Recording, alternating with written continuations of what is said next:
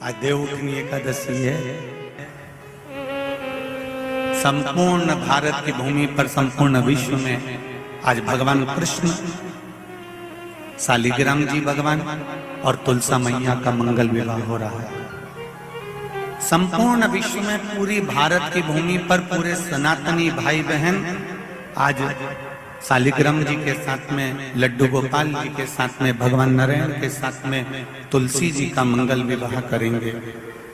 हम भी चाहते हैं कि आप भी मंगल विवाह करें, पर निवेदन है आप भी भीष्म पितामह जैसे आज भगवान से कह देना, भोलेनाथ मैं भी अपनी बुद्धि रूपी बेटी को तुझे समर्पित कर रहा हूं, इस बेटी को तुम ले लो। कार्तिक महीने में 2 वस्त्र की महत्वता होती है। ध्यान लगाना जरा, जितनी भी माताएं बैठी हैं, चाहे वो सासू माँ हो चाहे बहुएं हो, बेटियां भी कभी ना कभी बहू बनेंगी और आप भी कभी ना कभी सास बनेंगे, स्मरण रखें। कार्तिक महीने में 2 वस्त्र का विधान है, एक पीले कलर का वस्त्र और एक लाल कलर का वस्त्र। एक पीला वस्त्र है, एक लाल वस्त्र।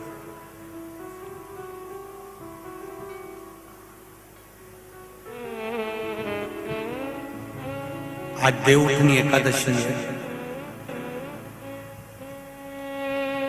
ऐसी कोई माता नहीं होगी जो अपने घर में तुलसी जी का पूजन नहीं करे।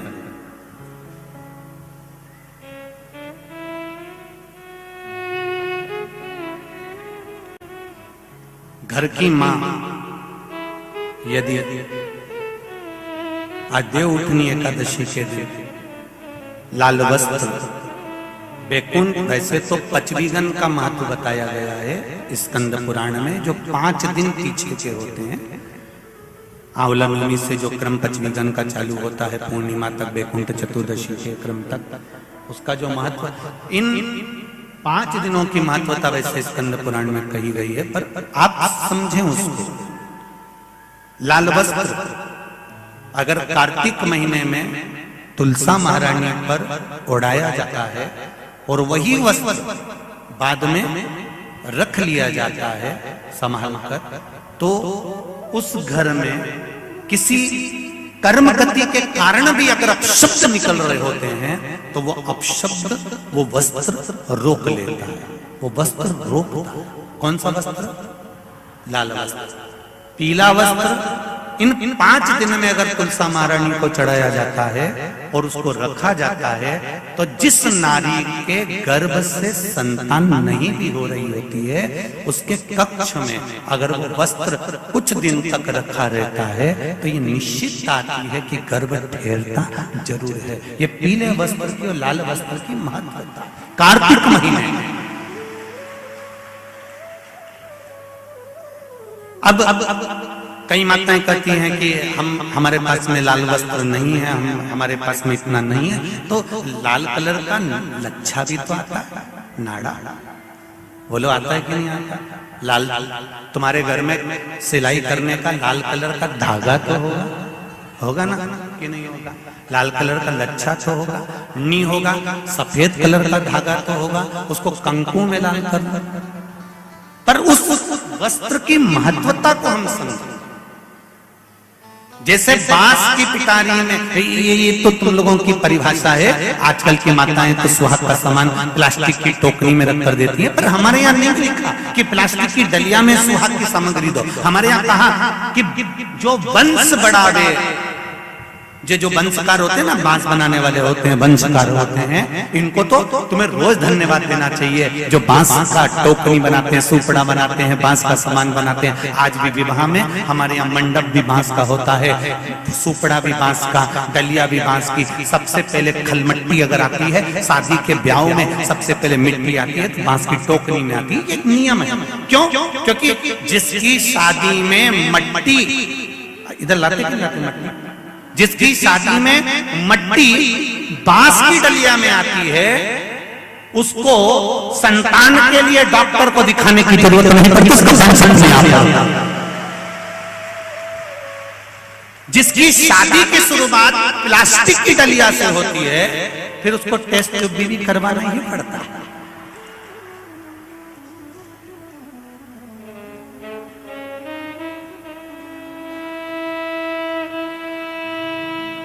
ये कुछ हमारे शास्त्रों के नियम है। अब आप उसको समझो ना समझो, चाहे उसके ऊपर हंसो, चाहे कुछ भी कहो, आप चाहो तो थोड़े दिन बाद कह देना बताओ शिवर वाला महाराज तो पगले जैसी बात करता है, तो उसमें कोई दिक्कत वाली बात नहीं है।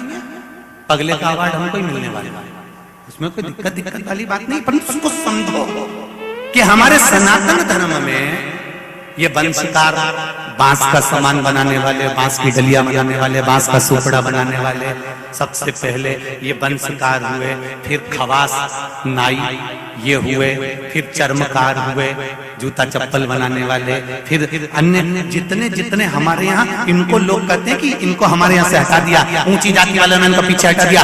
कोई इनको पीछे हटाने वाला नहीं है, केवल तुम्हारी बुद्धि से लोग तुमको भ्रष्ट कर रहे हैं कि हमको नीचा दिखा रहे हैं, हमको ऊंचा दिखा रहा है। किसी जात में, किसी समाज में ये नहीं कहा गया कि इनको नीचा दिखाना। प्रत्येक समाज में, चाहे ब्राह्मण के घर की शादी हो, चाहे क्षत्रिय के घर की शादी हो, चाहे वैश्य के घर की शादी हो, सबसे पहले वंशकार की डलिया आती है, वंशकार आता है। सबसे पहले हमारे यहाँ अगर पादुका बनाई जाती है तो सबसे पहले चर्मकार आता है, सबसे पहले हमारे यहाँ खवास आता है। पहले इनको लाकर बिठाया जाता है। पहले संबंध भी सेठ खुद नहीं जाता था करने के लिए, खवास जाता था, वंशकार जाता था, ये जाते थे, संबंध पक्का कर कर आते थे और शादी हो जाती थी। ना लड़का देखता ना लड़की देखती। ये सब बाद में चालू हुआ। अब दुनिया के लोगों ने अपनी राजनीति को अखाड़ा बनाने के लिए कह दिया कि ये समाज नीची हो गई, ये समाज ऊंची हो गई, इसको पिछड़ा में कर दिया, इसको उसमें कर दिया। कोई नहीं कर रहा किसी को। भगवान की ये पोथी रखी है शिव महापुराण की, जिस पे रखी है, इसके 4 पाए, 1 2 3 और ये 4, ब्राह्मण क्षत्रिय वैश्य शूद्र, ये 4 पाए पर मेरी शिव महापुराण की पोथी रखी हुई है। कोई साधारण है?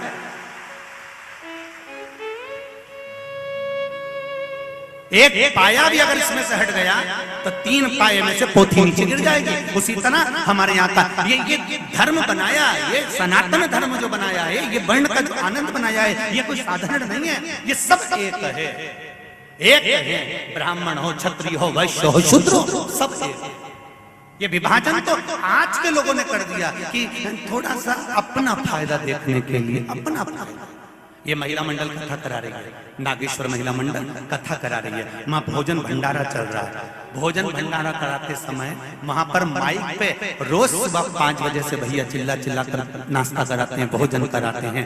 मैंने अभी तक तो माइक पे नहीं सुना कि कोई ब्राह्मण हो तो ही भोजन करना, कि वैश्य हो तो ही भोजन करना, तो क्षत्रिय हो तो वही भोजन करना, कि शूद्र हो तो वही भोजन करना। जब मेरे नागेश्वर भगवान के भंडारे में देवी जी का भंडारा होता है, गणेश जी का भंडारा होता है, शिव जी का भंडारा होता है, यहाँ भेद नहीं होता, तो दुनिया में लोग अपनी बुद्धि में भेद क्यों कर रहे हैं? कौन ने कहा तुमको भेद? ये कुछ नहीं, केवल अपने पद को निश्चित करना है, अपना बैंक भरना। इसलिए फूट डालो, मालूम है आपको, फूट डालो, शासन करो। ये दुनिया के लोग,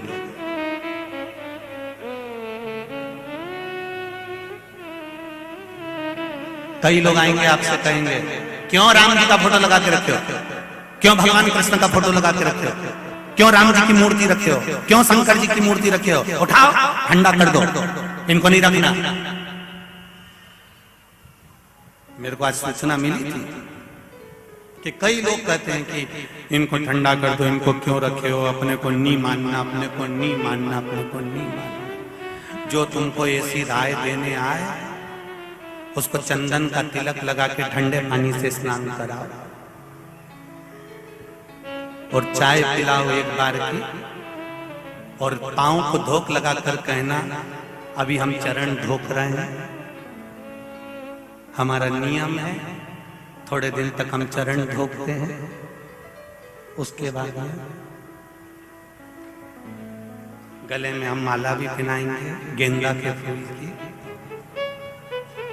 फिर तुम्हारे घर तक छोड़ के लिए कोई तुमको अगर अकल दे कि भगवान का फोटो हटा दो, मूर्ति हटा दो, ये सब ढोंग है तो प्रपंच है, तो उनको कह देना हम तुम्हारे घर पर राय लेने नहीं गए थे, हम तुमको बुलाने नहीं गए थे, तो तुम हमारे यहाँ आकर हमारे घर में राय क्यों दे रहे हो?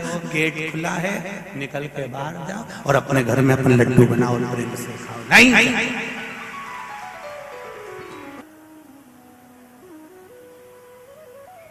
जैसे एकादशी के व्रत का फलाहार,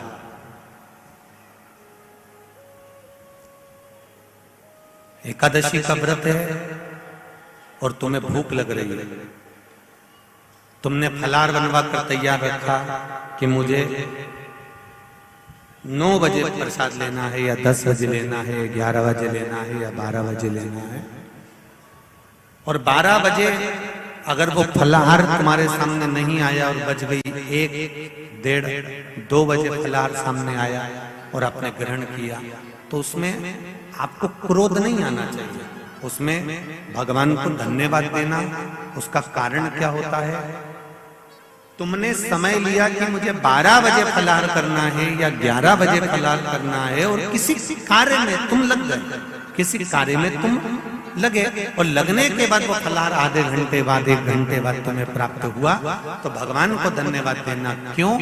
जिस समय आपको फलाहार ग्रहण करना था उस समय पर 1 जन्म के पाप कटते हैं, जिस समय पर हम समय के अनुकूल फलाहार करते हैं। समय निकलने के बाद हम फलाहार करते हैं तो हमारे 2 जन्म के पाप कट जाते हैं, जब समय निकल गया और उसके बाद हमने फलाहार का ग्रहण। और हम उल्टे चलते हैं, तुमने बहू को समय दिया मुझे 11 बजे फलाहार करना है, मेरा 11 बजे फलाहार तैयार कर रखो, मुझे 11 बजे फलाहार ला के दो, मुझे 12 बजे फलाहार करना, 12 बजे तक फलाहार रख के दो, और तुम तो काम में लगी हुई हो, तुम्हारे को फुर्सत ही नहीं है, मेरा फलाहार बना के तैयार नहीं करा। भगवान को धन्यवाद दो, बहू को धन्यवाद दो, अच्छा हुआ रोज हर एकादशी को 1 जन्म का पाप कटता था, आज मेरा 2 जन्म का पाप कट गया। ये शिव पर हमारी आदत है, हम उसमें भी बुराई ढूंढते हैं। बहू ने अगर लेट दिया ना, आधा घंटा 1 घंटा लेट हो गई, तो तुम तो फिर 2 मिनट में चंद्र घंटा हो। बताओ, इतनी देर से लेके आई, आज मेरा एकादशी, आज मेरा फलाहार, और तुझे बनाने की फुर्सत नहीं मिली। मम्मी साबूदाना गलाया था, भगर बना रही थी, पूड़ी बना रही थी, थोड़ा समय हो गया। अपने मन को धीर मंदाओ कि भगवान ने आज देरी क्यों करी।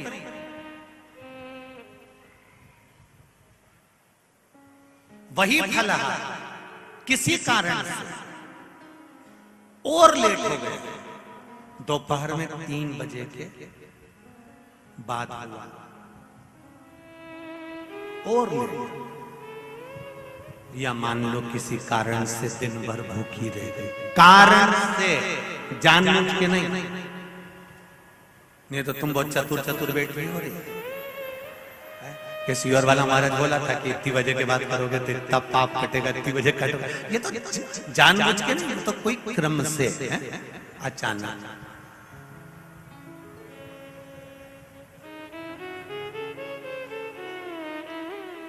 जानबूझ के करोगे तो वो तो दिक्कत ही दिक्कत है। जैसे वो एक चरित्र आता है ना, एक पड़ोसन ऐसा धान कूट रही थी मूसल से, और उसके पास में उसकी पड़ोसन बैठी थी। इतने में इसका पति आया, आवाज लगाया उसने, सुनती है मुझे पानी ला दे। इसने जो धान का मूसल था ऊपर छोड़ा और पानी देने चली गई। पड़ोसन को बड़ा आश्चर्य हुआ, मूसल हवा में टंगा, हवा में मूसल टंगा। ये आई, इसने मूसल लिया, फिर कूटने लगी। इसने अपनी पड़ोसन से पूछा, क्यों ये हवा में कैसे टंग गया? मैं अपने पति के चरणों को प्रणाम करती हूँ, पति को परमेश्वर मानती हूँ, उसकी सेवा करती हूँ ना, उसका दिया हुआ जो भी झूठा बचता है मैं खा लेती हूँ, बस उसी की कृपा से ये मेरा सात्वित्व के कारण ये हवा में टंग गया। तो ऐसा करने से ऐसा हो जाता है। ये भी गई घर धन धनाते हुए, इसने अपने पति को आवाज लगाया, सुनो मैं तुम्हारे पांव पड़ूंगी।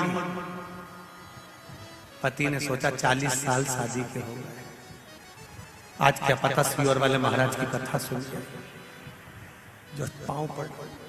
आज मैं तुम्हारे पाँव पड़ूंगी और सुनो, 1 हफ्ते तक रोज तुम्हारे पाँव पड़ूंगी, तुम्हारी पसंद का भोजन बनाऊंगी, तुमसे पूछूंगी क्या खाओगे, तुम बता देना, मैं वही बनाऊंगी। तुम सोओगे, मैं तुम्हारे चरण दबाऊंगी, तुम जो थाली में छोड़ दोगे मैं वो भोजन करूंगी। फिर एक बार ऐसा चमत्कार होएगा, मैं ऐसी धान कूट रही होंगी, तुम एकदम आना, आते से कहना सुनती है पानी ला, और मैं मूसल छोड़ के आऊंगी और वो हवा में टंग जाएगा। तुम देखना हो। पति ने मन में सोचा ना जाने कहां से सीख के आ गया। इसने सिर पे पल्लू लेके पति को प्रणाम करा और पूछा क्या खाओगे। पति ने मन में सोचा 40 साल से कभी मुंह नहीं खोला मैंने खाने के मामले में। अब तो पति ने भी कह दिया भजिया बना ले, इमरती बना ले, जलेबी बना ले, खीर बना ले, पूड़ी बना ले, नमकीन पूड़ी बना ले, आलू की सब्जी, भिंडी की सब्जी, सब बनाने का जैसे पति ने बोला। पत्नी बोली चुप रहो, तुम्हारा बाप बनाए। इतनी सारी लिस्ट थोड़ी ना बोली थी मैंने, मेरे से जो बनेगा बना लूंगी। और बनाने गई, भजिया बनाया, पूड़ी बनाई, सब बनाया। एक भजिया थाली में रखा, एक पूड़ी थाली में रखी, एक जलेबी रखी, सब सामान इतना रख दिया। और जैसे ही पति ने भजिया खाना चालू करा, मुंह में भजिया लेने ही वाला था, इतनी देर में वहीं से बोली पूरा मत खाना, तुम्हारा झूठा खाना है मेरे को। बेचारे ने भजिया की भी केवल चोंच नहीं होती किसी किसी भजिया में, किसी किसी भजिए में चोच बस वही पूड़ी भी रखी, बनवाया इतना सारा था, कुछ नहीं खाया। अब कह रही है तुम जाओ मैं खाना खा के, और पूरा निपटा गई पूरा, और खा खुआ के और पति के पास गई। अब तुम सजा में तुम्हारा चरण दबाऊंगी। अब चरण मरण तो कभी जिंदगी में दबाया नहीं, मच्चा मारे चरण दबा। अब पति तो पति मोबाइल चला रहा होगा, जब किताब देख रहा होगा, किताब देखते देखते सो जाओ नहीं तो गला दबा दूंगी। अब बेचारे ने आंख बंद करी और एक आंख खोल के कहीं सही में नहीं दबा रहे, इसको पगली हो गई है। सब काम करा, फिर बोली अब तुम बाहर जाओ, मैं धान कूटूंगी, तुम आना और आवाज लगाना, सुनती है मेरे लिए पानी ला, और सुनो जल्दी आ जाना, मेरे हाथ पे छाला पड़ जाए नहीं तो। अब उसने जो कूटने के लिए मूसल ऊपर करा, इतने में पति आवाज लगाया, अरे सुनती है पानी ला दे। और इन्हें जो मूसल छोड़ा इन्हें करम पे पड़े, जो पड़ा। अरे भाई शिव पुराण कहती है जो दिल से किया जाए वो प्रथम। दिखावे से भगवान प्रसन्न नहीं होता, भगवान को दिखावा प्रिय नहीं है। भगवान को तो तुम्हारा केवल निष्कपट भाव से निर्मल मन सो मोहि भावा, भगवान को दिखावा नहीं, हृदय से।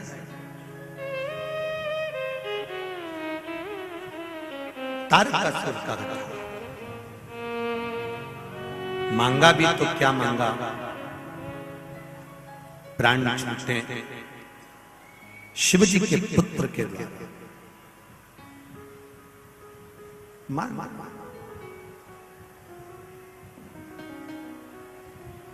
दिया,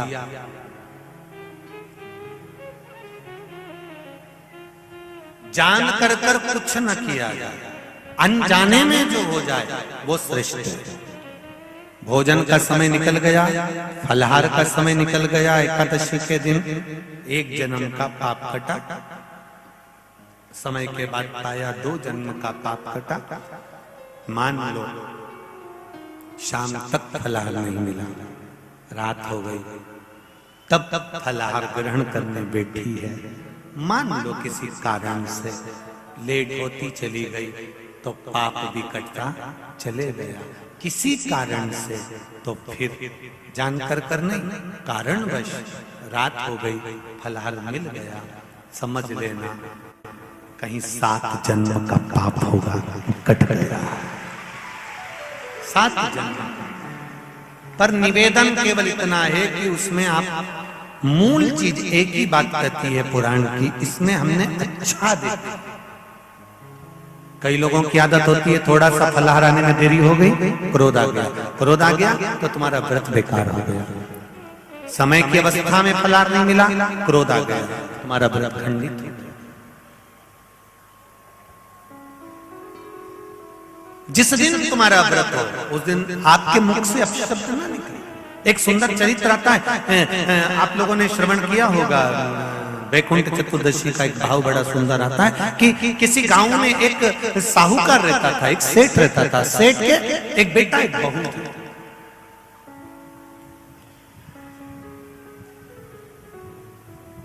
और बहू बेटा दोनों धर्मात्मा, दोनों पुण्यात्मा।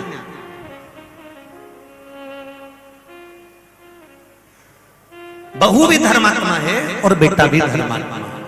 दरवाजे पर कोई आए भूखा ना जाए, दरवाजे पर कोई आया पानी पीकर जाना।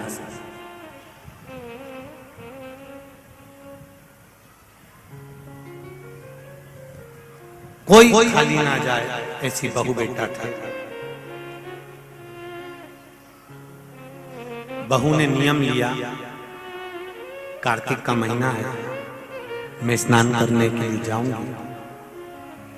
ससुर जी से कहा, पिताजी मैं कार्तिक के महीने का स्नान करूंगी, परंतु मेरे साथ में थोड़ी सी परेशानी ये है कि मैं स्त्री हूं, मैं नारी हूं। बहुत अच्छे से सुनना मेरी माताओं। कई माताओं के मन में संशय होता है कि हम एक महीने का व्रत धारण करते हैं और उस बीच में रजस्वला धर्म आ जाता है। वो रजस्वला धर्म आता है तो हमारे महीने भर का नियम का क्या होता है। इस प्रसंग को थोड़ा ध्यान से सुनना। बार बार ये प्रसंग नहीं मिलेगा और पहले भी कथाओं में ये प्रसंग नहीं आया। आज बीकन गांव की हरिहर्ष महापुराण में ये प्रसंग आया है। तो जितने लोग आस्था पर सुन रहे हैं, जितने फेसबुक यूट्यूब पर सुन रहे हैं, इस प्रसंग को थोड़ा ध्यान से सुनना मेरी माता।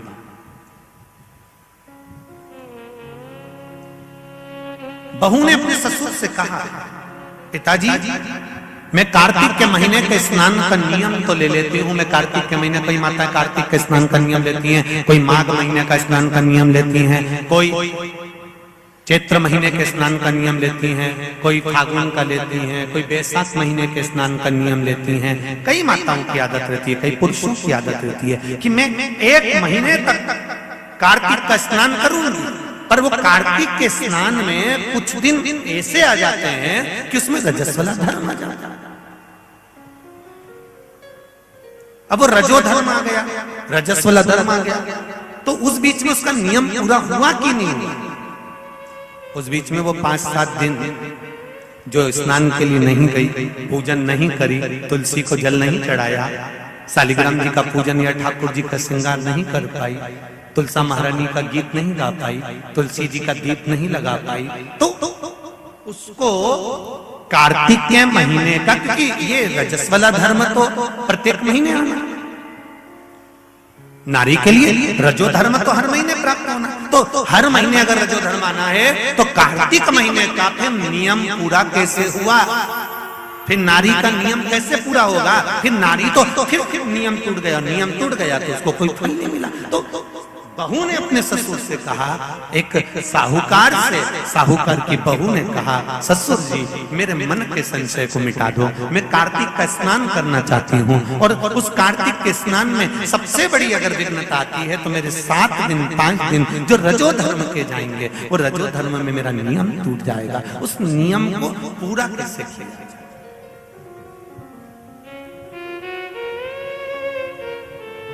वो नियम पूरा कैसे होगा। कार्तिक के महीने का स्नान करने वाले जरा ध्यान देंगे, चाहे बैसाख स्नान करें, चाहे माघ का स्नान करें, मेरी माताओं का रजो धर्म 7 दिन 1 महीने के अंदर आ ही जाता है। और आया तो वो नियम टूटा, उस नियम को पूर्ण कैसे करा जाए। कहा, साहूकार ने कहा कि बहू मैं इतना विद्वान तो नहीं हूं, ज्ञानी तो नहीं हूं, पर मैं मेरे गुरु से इस बात को स्मरण कर कर आऊंगा। अब बहू को कार्तिक का महीना आ रहा है, कार्तिक के महीने का उसको इंतजार था, वो इंतजार में बैठी है। मात्र कार्तिक आने में 8 दिन बचे थे। अब अब देखिएगा जरा आप में और उस बहू में क्या अंतर है। कार्तिक के महीने आने में 8 दिन बचते हैं तो आप पुताई चालू कर देते हो। बोलो सही है कि गलत है? कार्तिक आने में, दिवाली आने में जब 8-15 दिन रहते हैं तब तुम पुताई चालू कर देती हो, सफाई चालू कर देती हो, ये काम चालू कर देती हो, वो काम चालू कर देती हो। सारे काम तुम्हारे कार्तिक का महीना आने के समय पर चालू हो जाता है। और बहू सफाई नहीं पूछ रही, साफ सफाई पर ध्यान दे रही है, पर ऐसा नहीं कि साफ सफाई नहीं कर रही, पर उसका ध्यान वही कार्तिक के महीने के स्नान में लगा हुआ है। आज बहू 8 दिन बचे और बहू का भोजन छूट गया, उसका भोजन नहीं, भाई ने कहा अंदर जाइए। किसी चीज को पाने की जब तमन्ना होती है ना तो खाना पीना छूट जाता है। ये नागेश्वर मंदिर महिला मंडल से पूछ लेना। जब तक कथा चालू नहीं हुई होगी तब तक इस महिला मंडल से और इनके जितने जजमान हैं उनकी धर्म पत्नियों से और जजमान से, चाहे वो मुख्य यजमान हो चाहे जो भी हो, उनसे पूछना। जब तक कथा चालू नहीं हुई होगी तब तक इनको रात भर नींद नहीं आ रही होगी, इनका बीपी ऊंचा नीचा हो गया होगा, निश्चित। पर कथा चालू हो गई और पहला दिन जब कथा का हो गया तब ऐसी सोई होगी कि राम अब सुकून मिला कि कथा चालू, कथा प्रारंभ। बहू की नींद चली गई, उसको भोजन नहीं भागा, नींद गई, भोजन भाया, बड़ी दुखी। साहूकार को कोई मिला चाहे ना मिला, इस बहू की आंख का अश्रु तुलसी के क्यारे के पास गिर गया। तुलसी के क्यारे के पास आंसू गिरा, अश्रु गिरा। एक बात बहुत ध्यान देना, मेरे एक निवेदन करना चाहूंगा इस व्यासपीठ से। शादी की जल्दबाजी में 2 जगह पर दिया लगाना कभी नहीं भूलना चाहिए। शादी की जल्दबाजी में 2 जगह पर दिया लगाना कभी नहीं भूलना चाहिए। एक, कन्या विवाह कर जब अपने पिता के घर से जा रही हो तो तुलसी के क्यारे में दिए के अंदर फुल घी भरकर दिया लगाकर अवश्य जाना चाहिए, तो बाप के घर में लक्ष्मी की कमी नहीं आती है। दूसरा दीप, लड़की डोली में बैठकर, गाड़ी में बैठकर जब ससुराल में पहुंचे, ससुराल की दहली में जब वो पांव रखे अंदर घर में, घर के अंदर सबसे पहले तुलसी के क्यारे के पास बहू को ले जाना चाहिए और मिट्टी का दिया पूरा घी से भरा हो और वहां पर दीप बहू के हाथ से लगवाना चाहिए। उसका कारण होता है ससुर के घर में कभी संपदा की कमी नहीं आती। ये 2 जगह घृत भरे हुए दीप की महत्वता कही गई। और हम इतने विचित्र हैं कि महिला संगीत के चक्कर में, माता पूजन के चक्कर में, सारे फंक्शन के चक्कर में, मेहंदी और हल्दी के चक्कर में हम जब घर के भगवान को ही भूल जाते हैं तो दिया कौन याद करेगा? बोलो सही है कि गलत है? घर के भगवान को भूल जाते हैं महिला संगीत के चक्कर में। हम थोड़ा सा घर के चक्कर में भगवान को भूल जाते हैं कि हमारे यहाँ मेहंदी हो रही है, हमने भगवान को बिठाया मेहंदी में। हमारे यहाँ हल्दी का कार्यक्रम हो रहा है, भगवान को बिठाया हल्दी के कार्यक्रम। महिला संगीत में भगवान का सोफा लगाया तुमने, एक सिंहासन रखा भगवान का, तुम सब तो बैठे थे, भगवान के लिए भी एक जगह रखो कि भगवान मेरे घर का यहाँ बैठेगा, वो देखेगा, उसको बिठाओ। नहीं, तो हम दिया कहाँ याद रखते, पर नियम बना लो। भिकन गांव की इस पावन धरा से जितने लोग आस्था चैनल पर कथा सुन रहे हैं, जितने फेसबुक यूट्यूब पर कथा सुन रहे हैं, एक नियम बनाओ कि घर से बेटी ससुराल कर जब विदा हो रही हो तो पहले घृत का भरा हुआ दीप तुलसा महारानी में लगा होना चाहिए, और जब बहू घर में प्रवेश कर रही हो तब माटी के दिए में घी भरा हुआ और वो घृत भरा हुआ दिया तुलसा महारानी को लगना चाहिए। ना बाप के घर में पैसे की कमी होगी, ना ससुर के घर में कमी होगी, संपदा बढ़ेगी। पर दिया कैसा होना चाहिए? उसमें घृत पूर्ण भरा, भले घी झलक रहा चले पर घी खाली नहीं होना चाहिए, घृत की पूर्ण।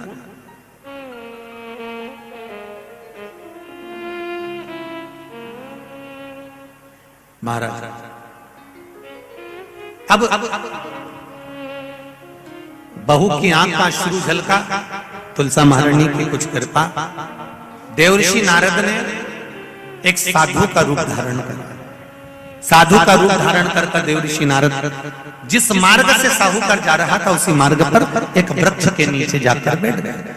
वृक्ष के नीचे बैठे और बैठते ही साहूकार ने देखा कि बहुत पहुंचे हुए बाबा लग रहे हैं, चंदन का तिलक लगा है, कंधे पर यज्ञोपवीत पड़ा हुआ है, बड़ी बड़ी जटा झूठ है, मुख पर कुछ तेज पुंज है, बड़ा प्रकाश दिख रहा है, रुद्राक्ष की गले में माला पड़ी हुई है, हाथ में तुलसी की माला धरी हुई है। और साहूकार ने जाकर हाथ जोड़कर निवेदन करा, बाबा जी, ओ बाबा जी, मेरे मन के संशय को मिटा दीजिए। बाबा जी ने पूछा क्या बात है बाबा?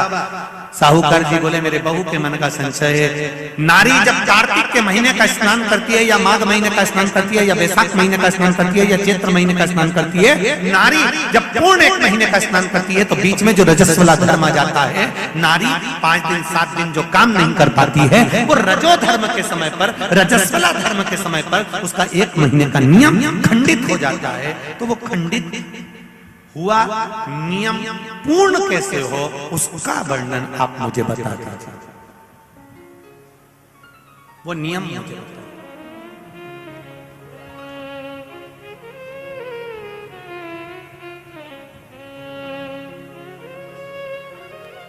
संत के रूप में बैठे हुए देवऋषि नारद, श्रीमन नारायण, श्रीमन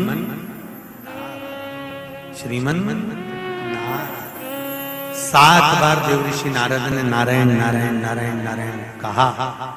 कहने पर देवऋषि नारद ने बोला, सुनो साहूकार जी, सुबह के समय पर जब आपकी बहू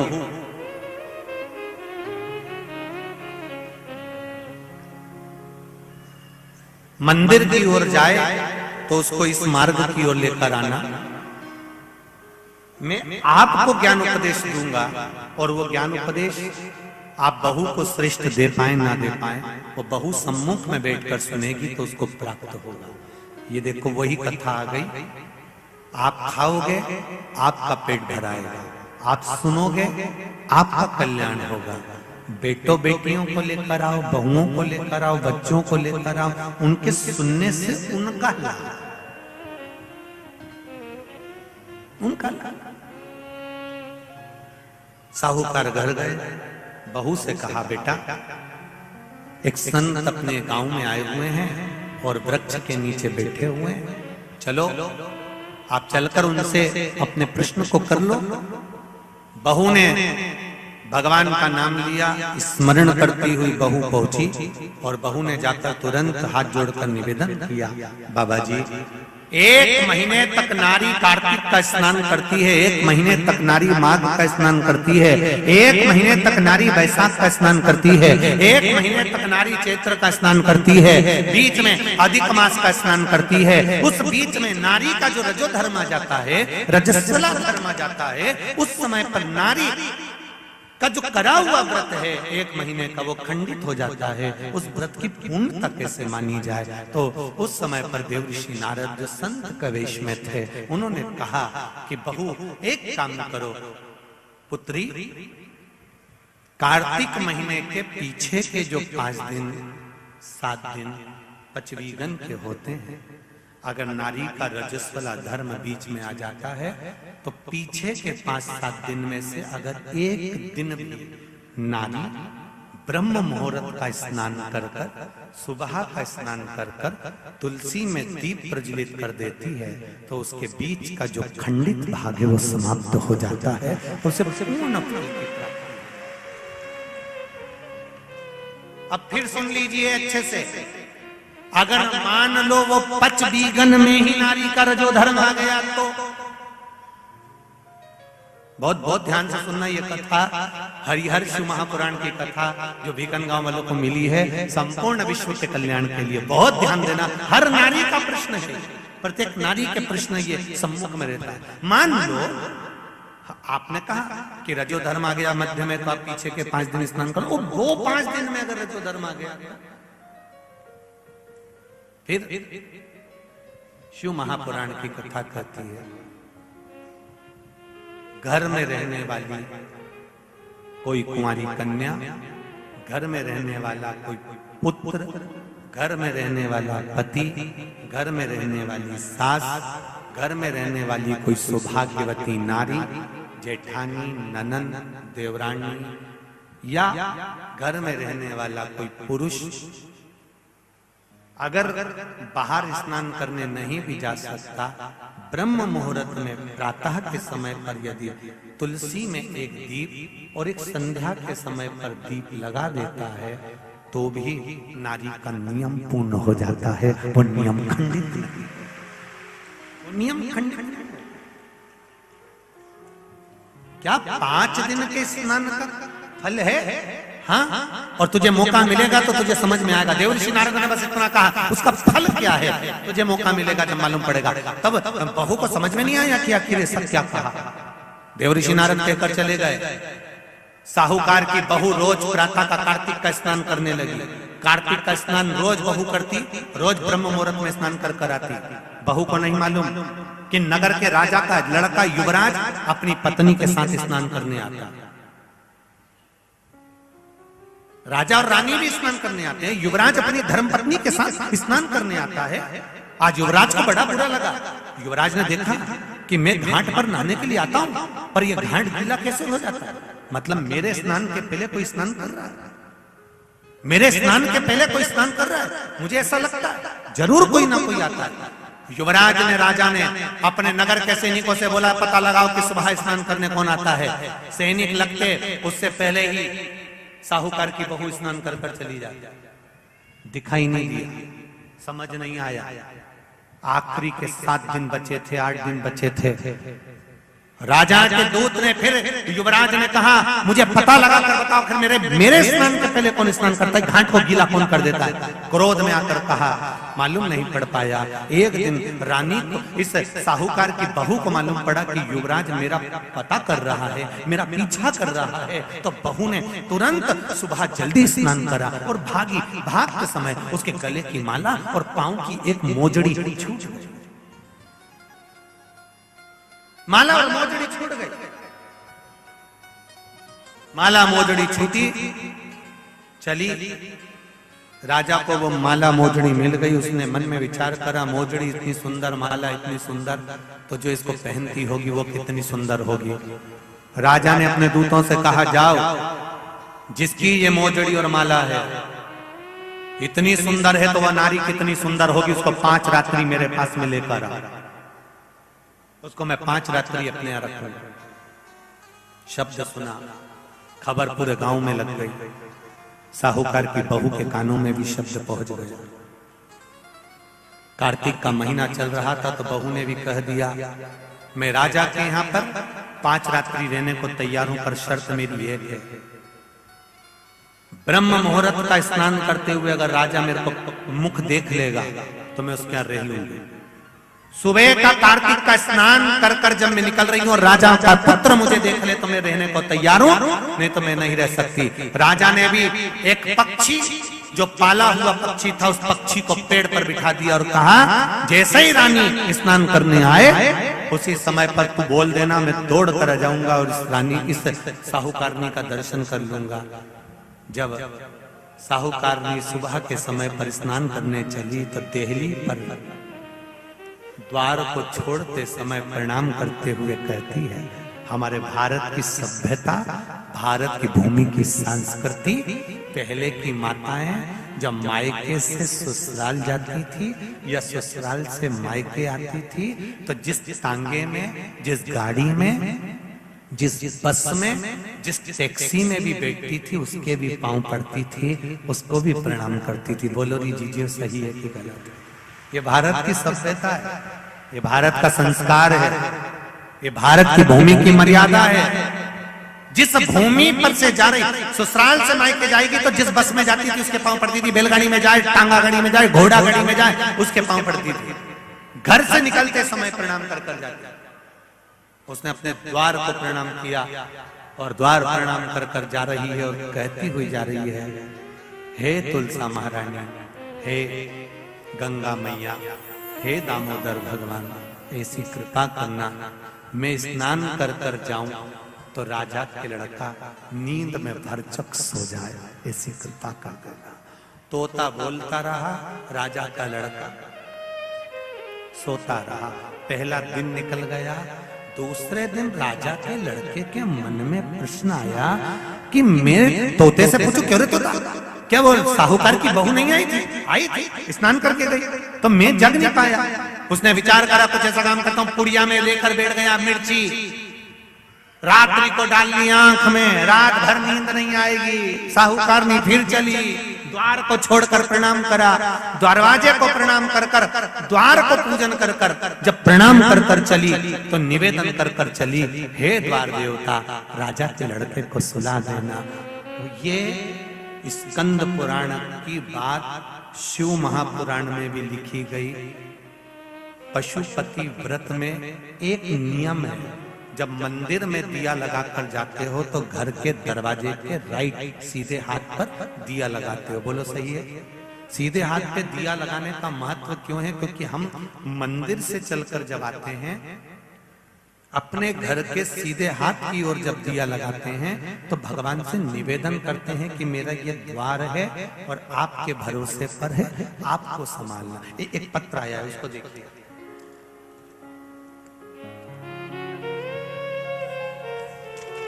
दिया लगाने का कितना लाभ और उसका महत्व देखिए।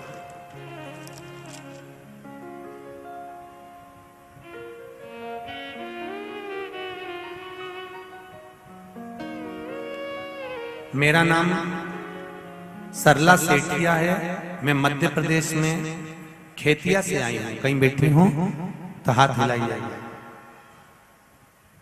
कहीं बैठी हूं तो दोनों हाथ अवश्य हिलाइएगा, जहां कहीं भी बैठी हूं। अच्छा, आप उधर हैं, दोनों हाथ हिला दो। श्री शिवाय नमस्तुभ्यम, श्री शिवाय नमस्तुभ्यम। मेरा नाम सरला सेठिया है, मैं मध्य प्रदेश के खेतिया से आई हूँ। 2021 में मेरे पति की तबीयत अचानक बहुत खराब हो गई थी, तो हम उन्हें अस्पताल लेकर गए। डॉक्टर ने रिपोर्ट निकाली और बताया कि इनकी किडनी में 14% ही काम कर रही है किडनी। डॉक्टर ने दवाई दी और 1 साल तक दवाइयां चलने का बोला। और फिर एक दिन मेरे पति की तबीयत वापस अचानक बहुत ज्यादा खराब हो गई। हम उन्हें तुरंत अस्पताल लेकर गए तो डॉक्टर ने बताया कि उनकी किडनी काम करना बिल्कुल बंद कर दी है। हफ्ते में 2 बार डायलिसिस चालू करना पड़ा।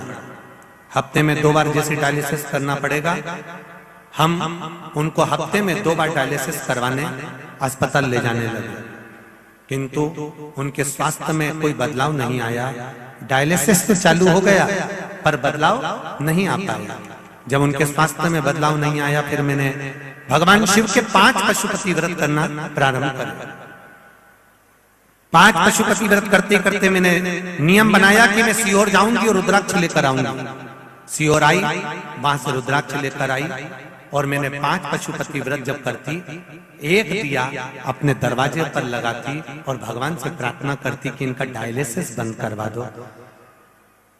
सीहोर पहुंची, रुद्राक्ष वितरण बंद था, वहां पर जाकर निवेदन करा कि स्वास्थ्य खराब है, एक रुद्राक्ष दे दो।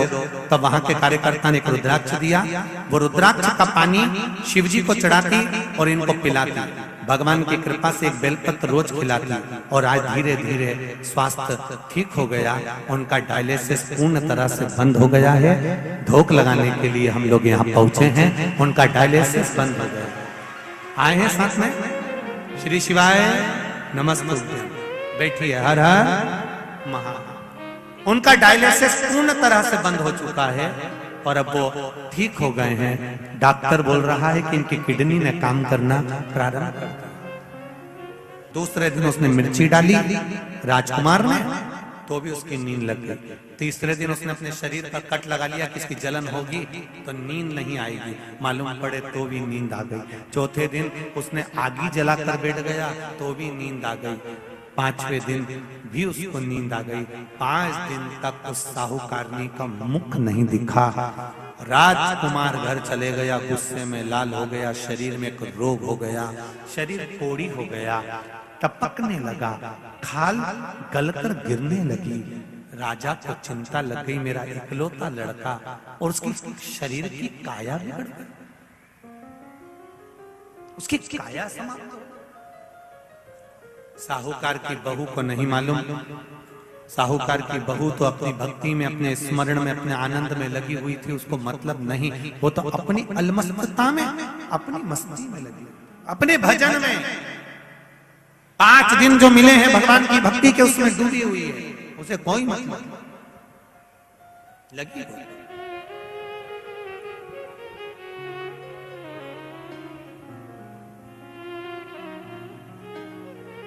तुलसा जी का आराधना करे, तुलसी जी का पूजन करे, तुलसी जी का स्मरण करे, राजा के शरीर में।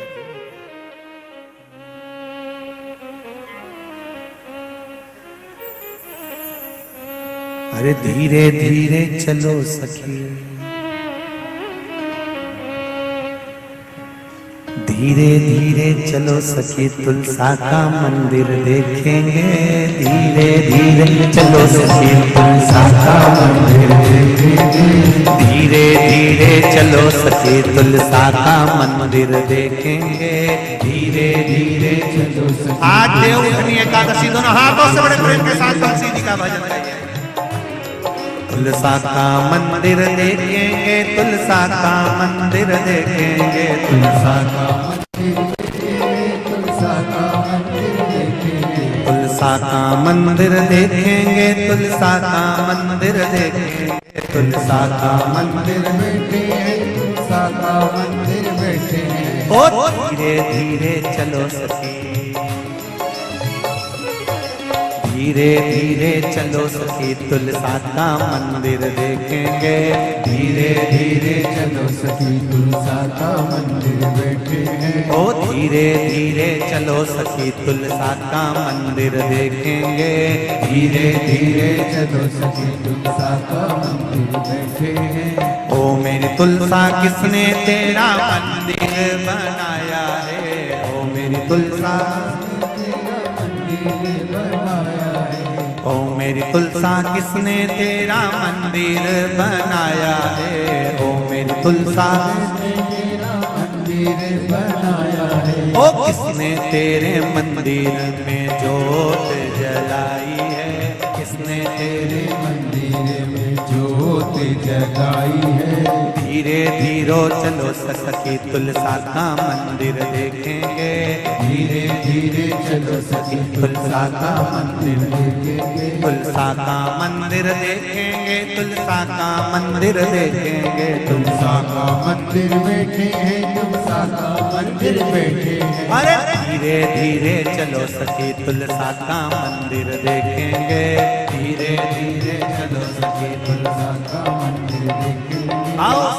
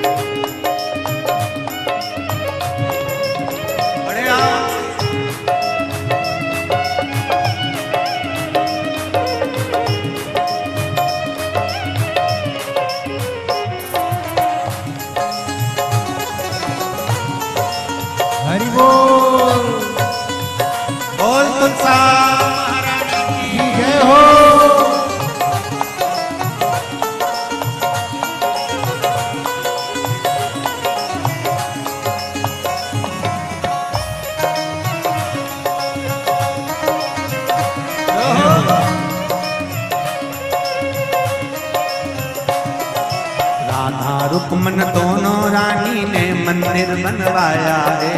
राधा रुक्मन दोनों रानी ने बनवाया है। राधा रुक्मन दोनों रानी ने मंदिर बनवाया है। राधा रुक्मन दोनों रानी ने मंदिर बनवाया है। ओ सांवरिया गिरधारी ने, ओ सांवरिया गिरधारी ने मंदिर में ज्योत जगाई है। सांवरिया गिरधारी ने मंदिर में ज्योत जगाई है। धीरे धीरे चलो सखी तुलसा का मंदिर देखेंगे। धीरे धीरे चलो सखी तुलसा का मंदिर देखेंगे। ओ धीरे धीरे चलो सखी तुलसा का मंदिर देखेंगे।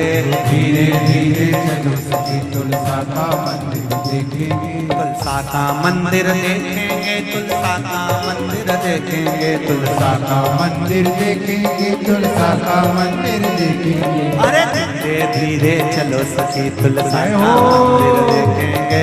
धीरे धीरे चलो सखी तुलसा का मंदिर देखेंगे। धीरे धीरे चलो सखी तुलसा का मंदिर देखेंगे। धीरे धीरे चलो सखी तुलसा का मंदिर देखेंगे। ओ मेरी तुलसा किसने तेरा मंदिर लिपाया है। ओ मेरी तुलसा किसने तेरा मंदिर लिपाया है। ओ मेरी तुलसा किसने तेरा मंदिर लिपाया है। ओ मेरी तुलसा किसने तेरा मंदिर लिपाया है। ओ किसने तेरे मंदिर में कलश सजाया है। किसने तेरे मंदिर में कलश सजाया है। धीरे धीरे चलो सखी तुलसा का मंदिर देखेंगे। धीरे धीरे चलो सखी तुलसा का मंदिर देखेंगे। हरि बोल।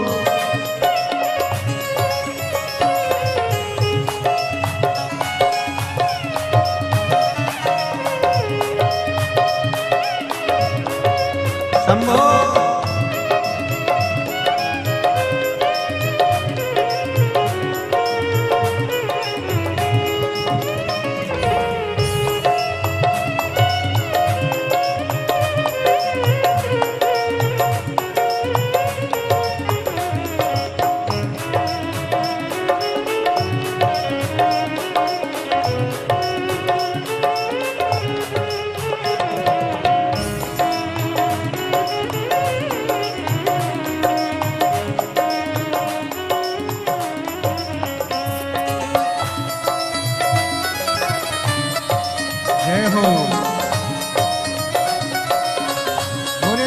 महारानी की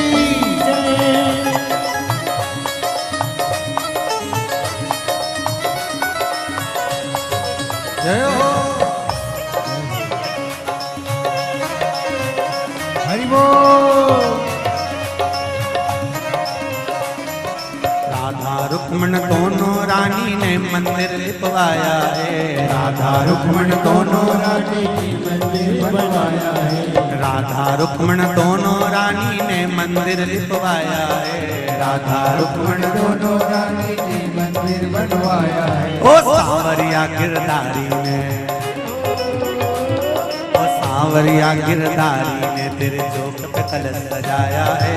सांवरिया गिरधारी ने मंदिर में कलश सजाया है। धीरे धीरे चलो सखी तुलसा का मंदिर देखेंगे। धीरे धीरे चलो सखी तुलसा का मंदिर देखेंगे। ओ धीरे धीरे चलो सखी तुलसा का मंदिर देखेंगे। धीरे धीरे चलो सखी तुलसा का मंदिर देखेंगे। हर हर महादेव। अपने स्थान पर बैठकर मूल मंत्र का जाप करते हुए भगवान से प्रार्थना करे, भाव से, दिल से। आज एकादशी है, भगवान श्री शिवाय नमस्तु। श्री शिवाय नमस्तु। श्री शिवाय नमस्तु। श्री शिवाय नमस्तु। श्री शिवाय नमस्तु। भोला सब दुख काटो मारा। भोला सब दुख काटो मारा। शिव शंकर जपूं तेरी माला, भोले बाबा जपूं तेरी माला, भोला सब दुख काटो मारा। भोला सब दुख काटो मारा। राजा के शरीर में रोग हो गया। पिताजी ने पूछा ब्राह्मण देवता, मेरे बेटे के शरीर में रोग हो गया, छूटेगा कैसे? कहा कार्तिक स्नान करने वाली नारी को गलत दृष्टि से देखा था, इसलिए ये रोग हुआ है। शिव महापुराण की कथा कहती है, कोई गंगा नर्मदा सरयू तीर्थ में कोई स्नान कर रहा हो, कोई नारी स्नान कर रही हो, उसको गलत दृष्टि से कभी ना देखें। शरीर में रोग भारी हो जाता है। राजा के शरीर का रोग कैसे मिटेगा? तो कहा जिस नारी को गलत दृष्टि से देखा है, जब वो कार्तिक का स्नान कर कर उसके स्नान का जल जो बह कर आए, वही जल शरीर पर डाला जाए तो रोग मुक्त हो जाता है। राजा ने वही करवाया। पूछा साहूकार की बहू जहाँ स्नान करती थी, उसका जो पानी आता, उस पानी से राजा के पुत्र के शरीर पर छीटा जाता। धीरे धीरे रोग मुक्त हो गया और राजा का पुत्र ठीक हो गया। शिव पुराण कहती है, राजा के लड़के ने चरणों को नमन करते हुए पूछा कि मुझे कार्तिक का लाभ कैसे प्राप्त होगा?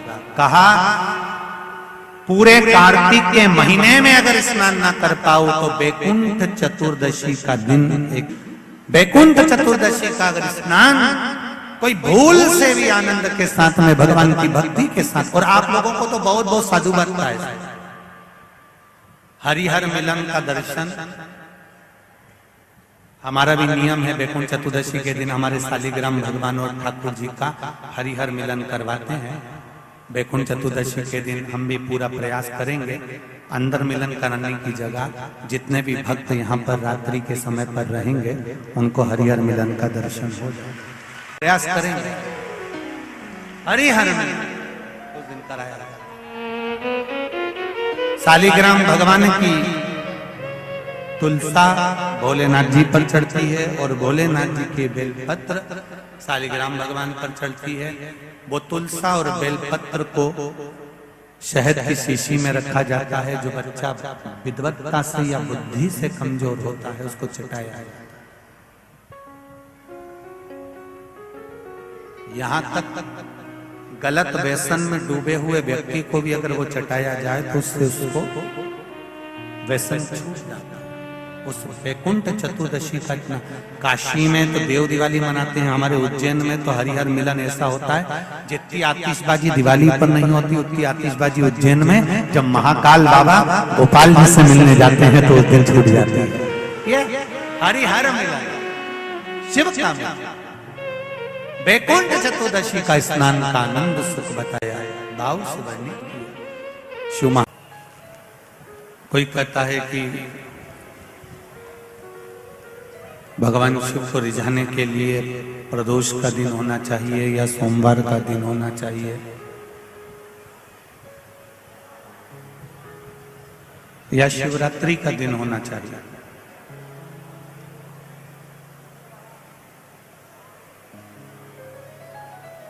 दिन कोई भी हो, भगवान कभी ये नहीं कहते कि मुझे रविवार को रिझाओ या सोमवार को रिझाओ या मंगलवार को रिझाओ या बुधवार गुरुवार को, सोमवार को, प्रदोष को या शिवरात्रि को रिझाओ।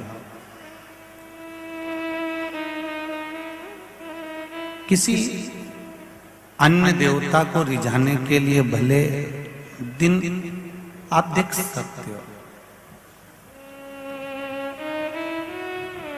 पर महादेव को रिझाने के लिए दिन देखने की जरूरत नहीं पड़ती। महादेव को रिझाने के लिए दिल देखने की जरूरत पड़ती है कि दिल कहाँ है।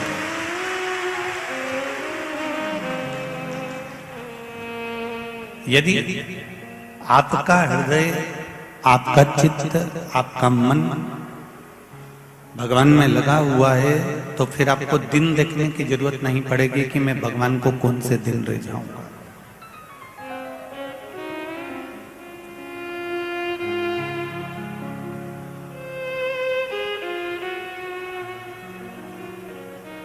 एक बात हमने पहले भी कथा में कही, आज फिर कहते हैं,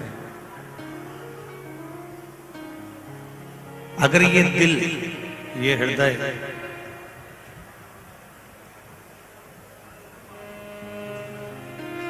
शंकर की आराधना में खुल गया, अगर ये दिल, अगर ये हृदय शिव आराधना में, शिव महापुराण में खुल गया, तो ये निश्चित है फिर ये दिल हॉस्पिटल में खुलने की जरूरत नहीं पड़ेगी, ये खुल चुका। इस हृदय को परमात्मा की शरणागति में, परमात्मा के चरणों में जो एक बार लगा देता है, एक बार रमा देता है, फिर इसको भटकना नहीं पड़ता।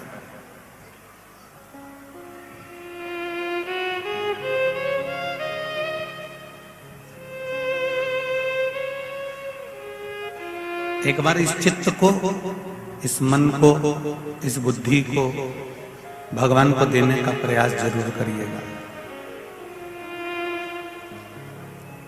जब भीष्म पितामह बाणों की सैया पर पड़े थे तो भगवान कृष्ण ने कई बार भीष्म पितामह के पास जाकर कहा कि पितामह, क्यों बाणों की सैया पर पड़े हुए हो, इतने दिन हो गए तुमको पड़े पड़े, तुम्हारा शरीर छन्नी हो गया है, पूरा शरीर बेकार होता चला जा रहा है। अब एक काम करो, आप इस बाणों की सैया पर अपने प्राणों को त्याग दीजिए, मर जाइए, प्राण छोड़ दीजिए।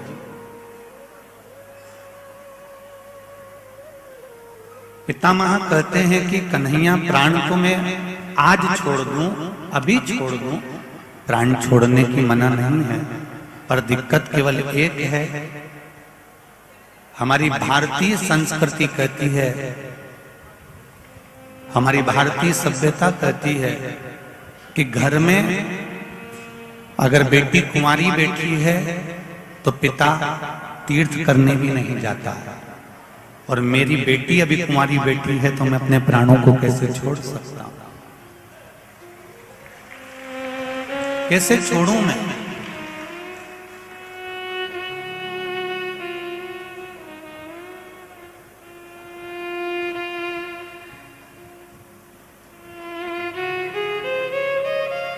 कितना सुंदर कहा भीष्म पितामह ने, सुनो कृष्ण,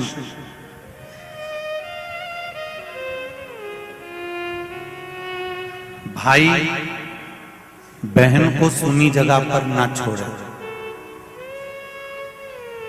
पिता बेटी को सुनी जगह पर ना छोड़े, और सेठ तिजोरी को सुनी जगह पर ना छोड़े। भीष्म पितामह कह रहे हैं कि कितनी भी विषम परिस्थिति हो और तुम्हारी बहन कुमारी अवस्था की है, कुमारी है या विवाहित हो चुकी है, फिर भी उसको सुनी स्थान पर, सुनी जगह पर नहीं छोड़ना।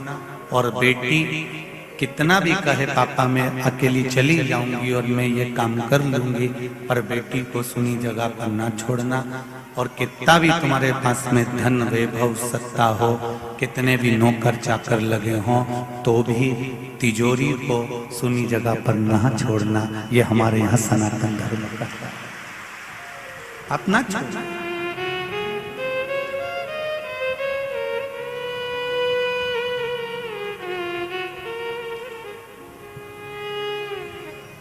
बहन की रक्षा करना भाई का कर्तव्य है, बेटी का कन्यादान करना बाप का कर्तव्य है।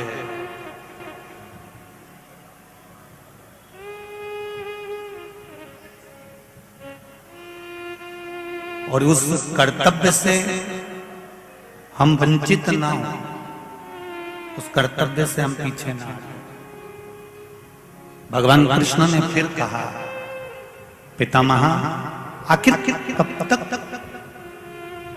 बाणों की सैया पर पड़े रहोगे और अपने प्राणों को अब हर लीजिए, अब अपने प्राण छोड़ दीजिए।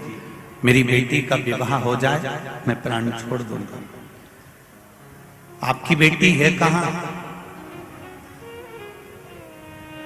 पूरी हस्तिनापुर में बात फैल गई कि भीष्म पितामह की भी कोई लड़की है और भीष्म पितामह की भी जरूर शादी हुई है।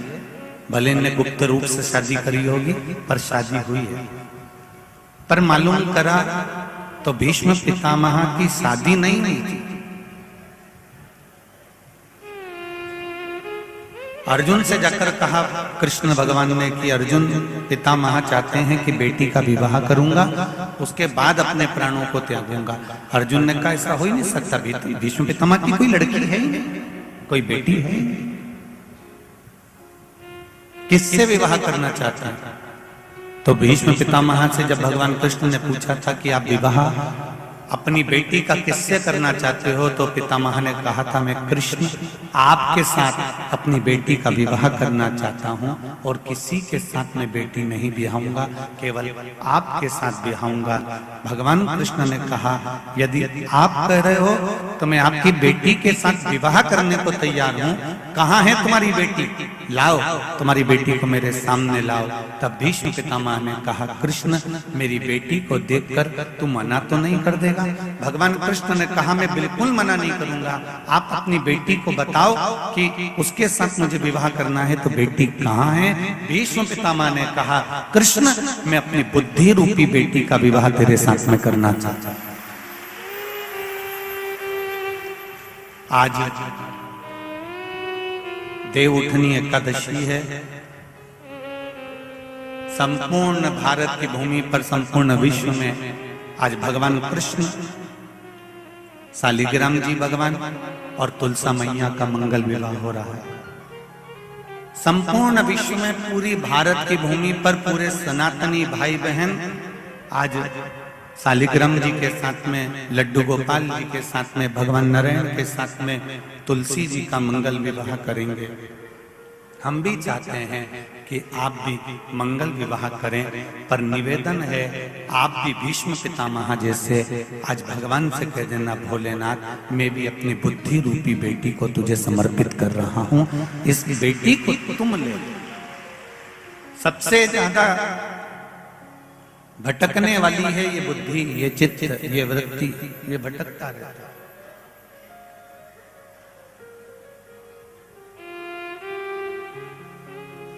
संत साधु सन्यासी तपस्वी साधक उपासक भजनों में हमेशा कहते रहते हैं ये मन बड़ा चंचल है कैसे तेरा भजन करूं, जितना इसे समझाऊं उतना ही मचलता है।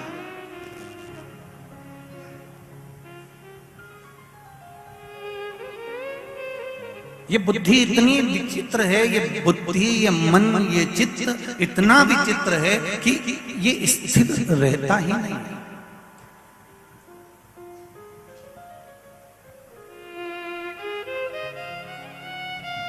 जब तक तुम्हारे लड़के से लड़की की शादी नहीं हो जाती, ऐसी कोई सास नहीं संसार की जो उस लड़की में ऐब देखेगी। जब तक, जम के बोलो जरा, जब तक, फिर से बोलो, जब तक शादी नहीं हो जाती तब तक तो लड़की इतनी बढ़िया है साहब, इतनी जोरदार है। मेरे लड़के के लिए देखती आई हूँ, बाजू की है, अपने यहीं की, आसपास सनावत मनावत की, यहीं की है, बहुत जोरदार लड़की है और ज्यादा बड़ा परिवार भी नहीं है। बच्ची में बहुत संस्कार है, पढ़ी लिखी है। मैं 2-3 बार गई, देखा मैंने, बहुत जोरदार है, बहुत अच्छी है। उसके माँ बाप के संस्कार हैं। जो लड़की इतना मुंबई पूना में पढ़ने के बाद भी इतनी संस्कारवान है, जब तक उसकी शादी आपके लड़के से नहीं हो जाती तब तक आप उस लड़की के गुण ही गुण देखते हो। उस लड़की में कभी तुमने ऐब नहीं देखा, पर शादी होने के 2-4 साल बाद तब तुम्हारे मुख से जो निकलना प्रारंभ होता है वो की माँ ने तो यही सिखाया है।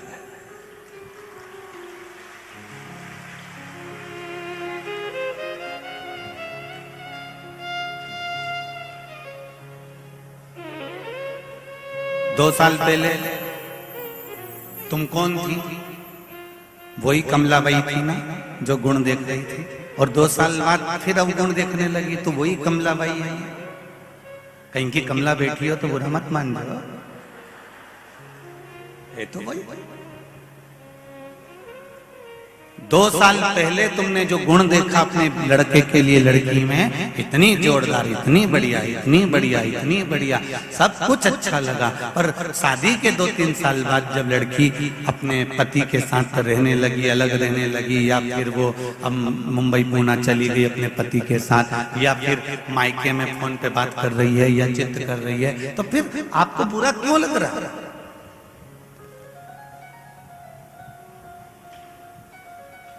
इस बुद्धि को बिगड़ने में देरी नहीं लगती। सुन लो री भीकन गांव वाली जी जी जी, ये बुद्धि कभी भी बिगड़ सकती है।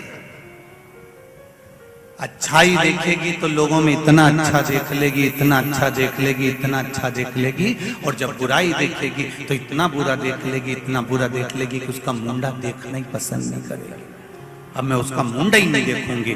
और इससे पहले तो कह रही थी मुंडा दिखाई होगी,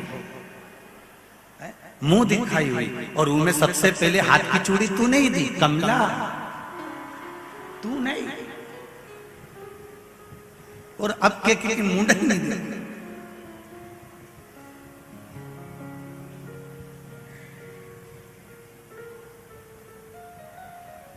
अच्छा भी हम देख रहे हैं और बुरा भी हम देख रहे हैं।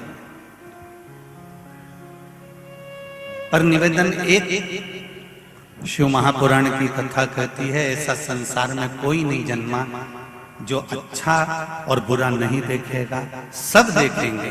पर निवेदन है अच्छा देखो, और अच्छा देखने के बाद में जब तुमको बुरा उसमें नजर आने लगे, तब उसमें एक विचार करना कि बुराई उसमें नहीं है, बुराई हमारे नेत्रों में आ गई है, ये मन में आ गई है। इसलिए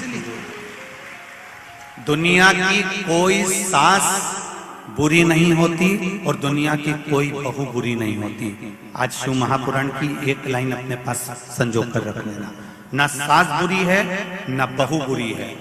तुमने जो पूर्व में कर्म करा है वो कर्म का भोग तुम्हें अब भोगना पड़ेगा। तुमने पूर्व में अगर गौ माता को रोटी दी है, खूब सहलाया है, अच्छे से उसके साथ में व्यवहार करा है, खूब अच्छे से व्यवहार करा है, तो वो गौ माता तुम्हारे यहाँ बहू बनकर आती है और तुमको मरते दम तक रोटी देती है, मरते दम तक तुम्हारी सेवा करती है। तुम्हारे दरवाजे पर गाय आई थी और गाय आने के बाद तुमने एक बार रोटी देने के बाद दूसरी बार कह दिया काय को दे, बार बार बार बार बार। वो गाय की तो आदत पड़ गई है, थोड़ी थोड़ी देर में घूम के हमारे यहाँ जाती है, एक बार रोटी दे दी ना बहू, अब मत दे।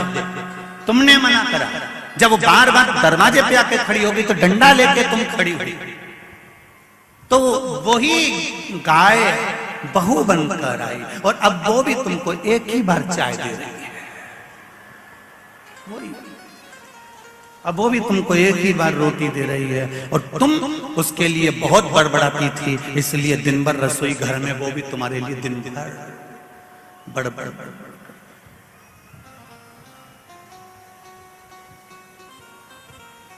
एक गीत का एक बोल आता है, जो बोएगा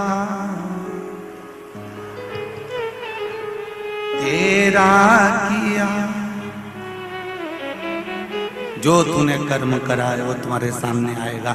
न बहू बुरी है न सास बुरी है। अगर सास बुरी होती तो अपनी रकम तोड़वा कर बहू को नहीं देती। अगर सास बुरी होती तो ब्याह हाथ 5 दिन का लिया, 7 दिन का लिया और रोज 9 बजे से 12 बजे तक ढोलक पीट पीट के बन्ना जी बन्ना जी बन्नी जी बन्नी जी गा रही है। सास अगर बुरी होती तो मिट्टी का चूल्हा बनाकर फुकरी नहीं मारती। सास अगर बुरी होती तो शादी में खुद रोटी तक नहीं खा रही है और पूरे घर का काम कर रही है। सास अगर बुरी होती तो एक चुन्नी बेस तुम्हारे चढ़ावे पर नहीं चढ़ाती। सास अगर बुरी होती तो रकम नहीं देती। पर सास ने फोन लगाकर पूछा, बहू तेरी चूड़ी का नाप क्या है? तेरी नाप की चूड़ी लई, पांव की चप्पल तक लई। जिस सास ने कभी किसी की चप्पल नहीं उठाई, उसके थैली में भी पैक करके डब्बे में धरकर तेरे यहाँ पहुंचा। अगर सास बुरी होती तो कुछ नहीं करती, कुछ भी नहीं।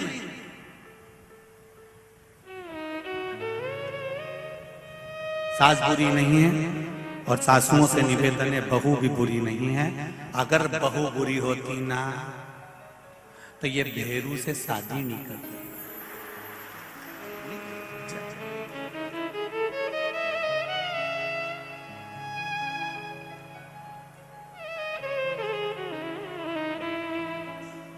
आज देवउठनी एकादशी है। कई लोग प्रश्न खड़ा करते हैं कि शालिग्राम भगवान के साथ में तुलसी जी का विवाह हुआ, तो ललाट पर लिखा है वो तो होना ही है। जो किस्मत में लिखा उसे कोई टाल नहीं सका।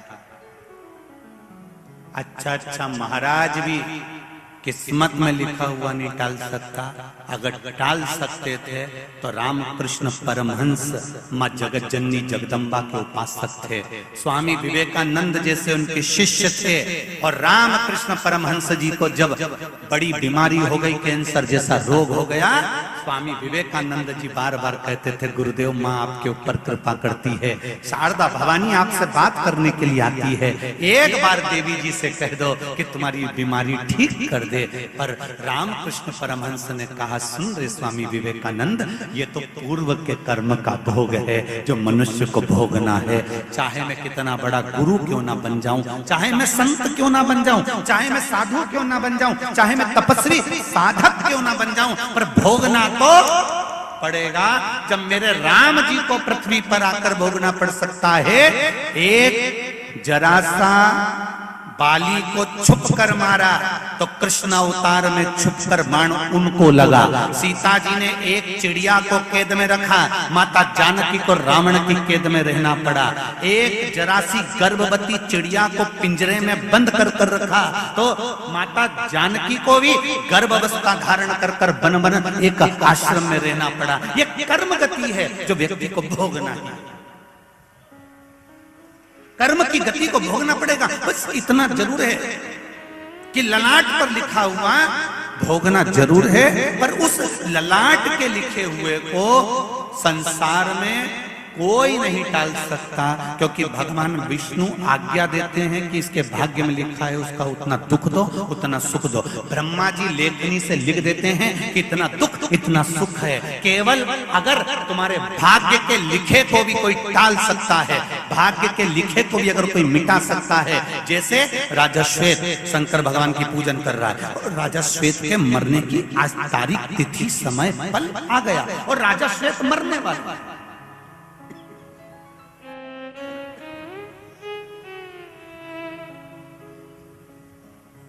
राजा श्वेत के प्राण छूटने वाले,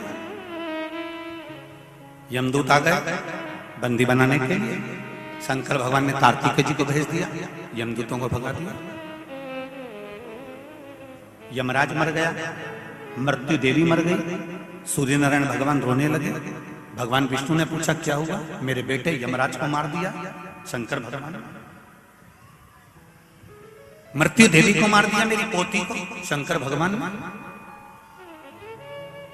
भगवान विष्णु ने शिव जी से पूछा कि हमने लेखनी में इसकी मौत लिख दी थी, ब्रह्मा जी ने अपनी कलम से लिख दी थी, तो फिर इसको मरने क्यों नहीं दिया। शंकर भगवान बोले, ये मेरे मंदिर में बैठा था, मेरे मंदिर में बैठा था, इसलिए इसको मरने नहीं दिया।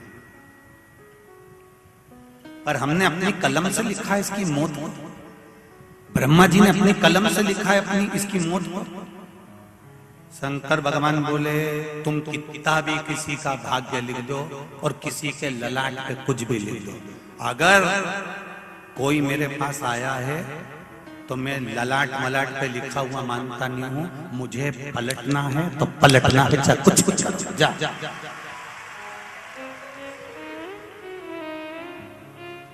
भगवान ब्रह्मा जी ने कहा कि मेरे को तुम्हारे यहाँ नौकरी नहीं करना, इस्तीफा दे रहा हूं। ब्रह्मा जी ने कहा मुझे ब्रह्मा बनना ही नहीं है, मेरा इस्तीफा स्वीकार करो। क्यों? जब मैंने लिख दिया कि ये मरेगा तो फिर इन्हें कैसे बचाए। शंकर भगवान बोले, भले इस्तीफा दे दो, पर मैं भोला और मेरा भगत भोला, अगर मेरे मंदिर में आके एक लोटा पानी चढ़ाएगा और उसकी किस्मत में दुख भी लिखा होगा तो इतनी जल्दी डायरी नहीं छुपाऊंगा और लिखा हुआ पेज उसके कर्म का दुख का फाड़ूंगा जरूर। 2-4 महीने आने तो दे, निपटा पर निपटाऊंगा जरूर।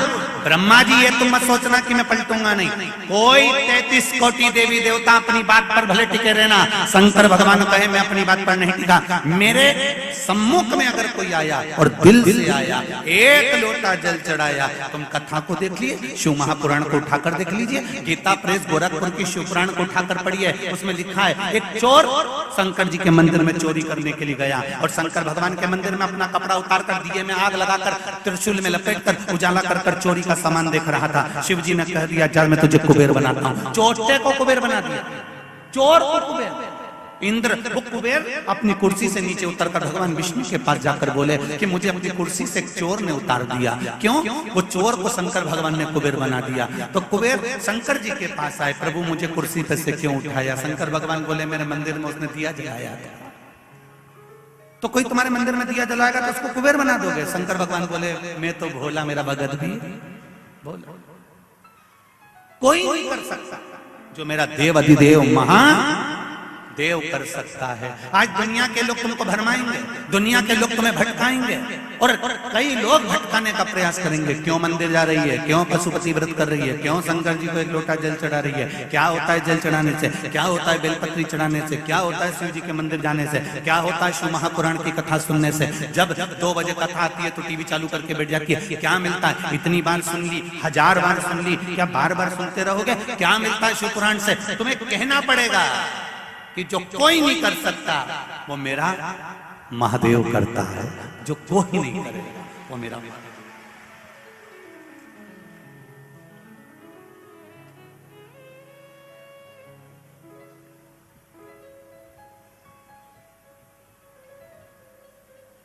कोई ना, ये पत्र आया देखो जरा,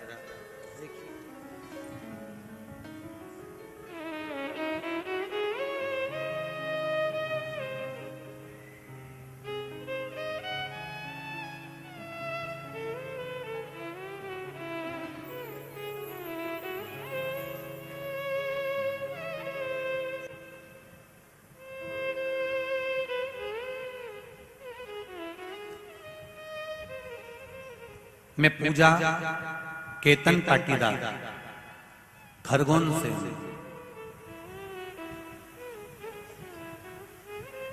29 दिसंबर 2021 को मेरी पहली संतान 9वें महीने में डिलीवरी के समय पर 7 दिन पहले मर गई, गर्भ में शांत हो गई। मैं बड़ी दुखी हो गई। तब मेरे परिवार वालों ने कहा चिंता मत कर, तू शिव जी पे विश्वास रख, शंकर भगवान से प्रार्थना कर, शिव से कहे। कथा में सुना है कि किसी की संतान भी चली जाती है और भगवान से मांगे भोलेनाथ उसकी लेखनी बदलकर वही संतान वापस देते। मैं ठीक हुई, हॉस्पिटल से आने के 1.25 महीने बाद मैंने भी पशुपति व्रत करना चालू करा और मेरे बाबा से निवेदन करा कि जो मेरे गर्भ से लड़का शांत हुआ है वो लड़का मुझे वापस चाहिए। बाबा की कृपा देखिए गुरुजी, शिव जी की कृपा ऐसी हुई कि तीसरा ही व्रत मैंने पशुपति का करा और बाबा ने मेरी व्रत स्वीकार कर लिया और एक ही साल के अंदर इस अक्टूबर महीने की 17 तारीख को मेरे घर में फिर बेटे ने जन्म लिया। ये शिव है। मेरा बेटा आज 20 दिन का हुआ है, इसलिए मैं कथा में नहीं आ सकी, पर टीवी पर रोज सुन रही हूँ। पत्र मेरी बहन के हाथ भेजा है। बहन आई है, जिन्होंने आप ही हैं, दोनों हाथ हिला दे एक बार। श्री शिवाय नमस्तुभ्यम। पत्र मैंने अपनी बहन के हाथ भेजा है कि शंकर की साक्षी क्या होती है, शंकर का प्रमाण क्या होता है कि अकाल मृत्यु वो मरे जो काम करे चंडाल का, और काल उसका क्या बिगाड़े जो भक्त हो महाकाल का। मैंने अपनी बहन के हाथ पत्र भेजा है क्योंकि मुझसे रहा नहीं गया। मुझे 20 दिन में भगवान ने ये वापस संतान दे दी, इसलिए मैं निवेदन करें। बैठिए। श्री शिवाय नमस्ते। शिव कृपा। इसको एक पत्र और आया, देखिए।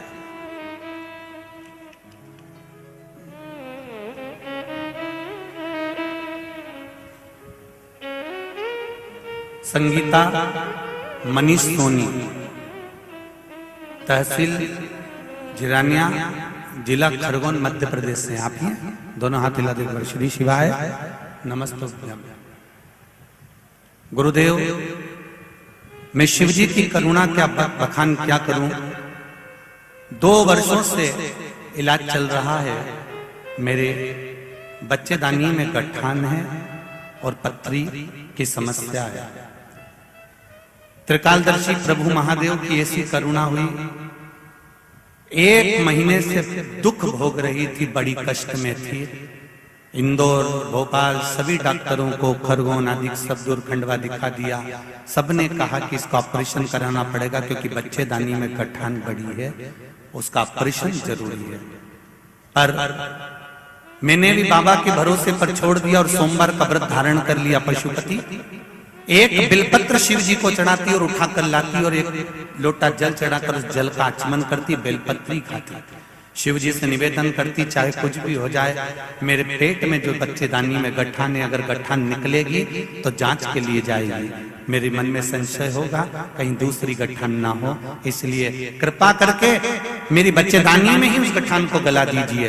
रोज बेलपत्र खाती, रोज जल चढ़ाती और बाबा की कृपा से ऐसा हुआ कि अगली जब सोनोग्राफी डॉक्टर ने कराई तो सोनोग्राफी में गठान गायब हो चुकी थी। गठान नहीं, उस सोनोग्राफी में गठान ठीक है गया। बैठिए, श्री शिवाय नमस्ते। सोनोग्राफी में गठान गायब हो गई थी जो सालों से थी, वो गठान अब नहीं। शिव कृपा किसको कहते हैं, शंकर की उदारता किसको कहते हैं। आप शिव महापुराण को जब समझोगे, वो कहते हैं ना कि माता पिता जिंदा रहते हैं ना तब तक उनको कोई समझ नहीं पाता, जब चले जाते हैं तब समझते हैं। आज कथा का 4था दिन हो जाएगा, 3 दिन की कथा पूरी हो जाएगी। जो नहीं आ पाए ना उनको बाद में समझ में आएगा कि हीरा खो दिया, हीरा खो दिया। वो हीरे का हार है शिव महापुराण की कथा, जो संपूर्ण विश्व के कल्याण के लिए है। प्रत्येक जीव के लोग कहते हैं क्या मिलता है शिव पुराण से।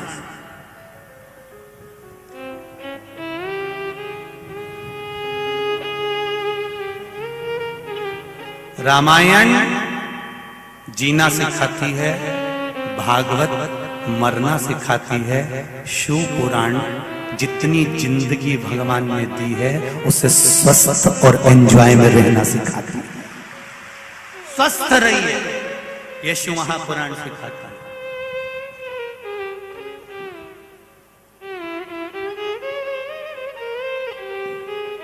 तुम्हारी तपस्या खाली नहीं जाने वाली। तुम जो 2 बजे से कथा चालू होती है और 8 बजे से 7 बजे से जगह संभाल कर बैठती हो, आप लोग अपनी जगह संभाल कर बैठती हो। कई लोग ये धूप में खड़े हुए हैं, कलम देख रहे थे। कुछ लोग अपने अपने घर से छाता लेकर आ गए थे, कोई चद्दर लेकर आ गया था। 4-4 लोग पकड़ कर कथा सुन रहे हो। कई इधर उधर बैठकर ट्रैक्टर ट्राली के ऊपर इधर उधर चढ़ के कथा सुन रहे हो।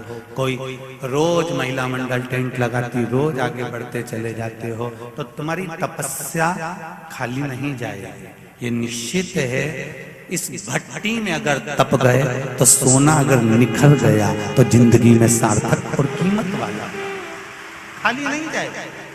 जितने आस्था चैनल पर सुन रहे हैं, जितने फेसबुक यूट्यूब पर सुन रहे हैं, ये बेटा बेटी, ये नवयुवक बच्चे, ये बुजुर्ग माताएं, ये घर घर के बच्चे, अगर शिव महापुराण की कथा तुम्हारे घर में चल रही है, भले आधा घंटा चले, 20 मिनट चले, 25 मिनट चले, पर वो कथा का एक शब्द भी अगर आस्था चैनल के माध्यम से घर घर में, मोबाइल के माध्यम से, दुकान पर, व्यापार में, ऑफिस में, कहीं पर भी चल रहा है, तुम धोखा नहीं खा सकते। ये निश्चित है, ये निश्चित है कि तुम धोखा नहीं खा सकते।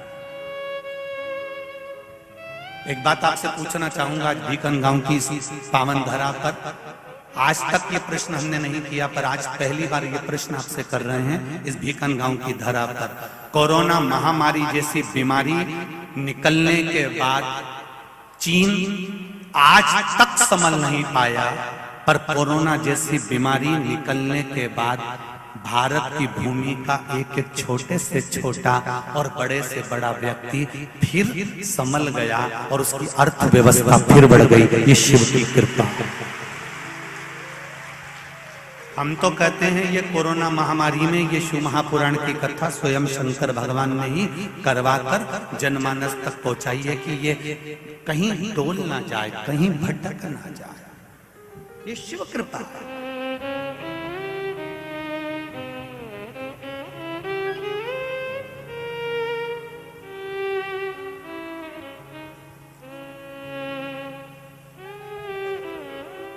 संपूर्ण विश्व कोरोना महामारी के बाद डोल जाना था, पर संपूर्ण विश्व ये भारत नहीं डोल पाया, क्योंकि इसको संभाल लिया देवाधिदेव महादेव।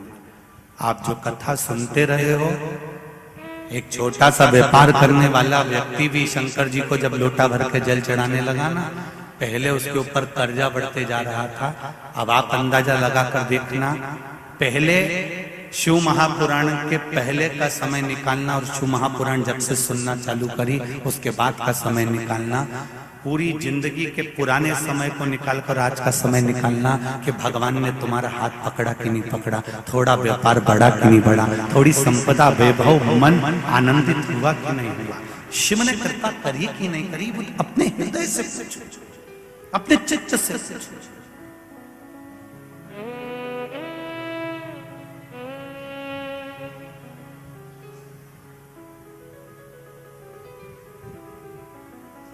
और जब अपने हृदय से अपने चित्त से ये स्वयं प्रश्न करो कि मेरा शिव हुआ और मैं शिव की हूं, मैं शंकर का हूं।